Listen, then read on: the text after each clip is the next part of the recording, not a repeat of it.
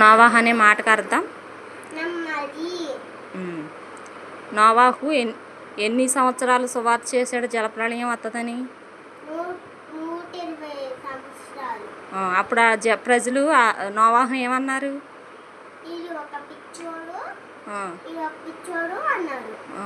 జలప్రళయం గురించి చెప్తున్నాడు కానీ జలప్రళయం రావట్లేదు.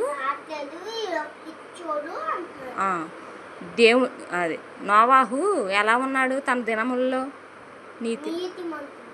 యథార్థమంతుడు,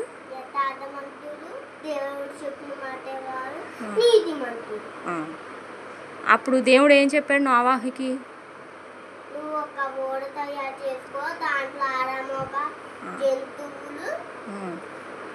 జంతువులు పశువులు అన్నిటినీ తీసుకెళ్ళు, కుటుంబం ద్వారా తీసుకెళ్ళు అన్నాడు. కుటుంబం అంటే ఎవరెవరో చెప్పు. నోవాహు భార్య, ముగ్గురు కొడుకులు, ముగ్గురు కోడళ్ళు వెళ్ళారు. కొడుకుల పేర్లు ఏంటమ్మా? షేతు, హాము, యాఫెతు.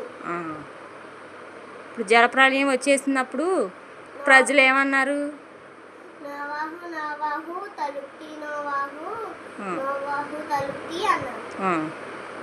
అప్పుడు నోవాహు ఏమన్నాడు? నా దగ్గర తాళం లేదు, దేవుడు తాళం తీసుకుని వెళ్ళిపోయాడు అన్నాడు. ఎన్ని రోజులు వర్షం పడింది?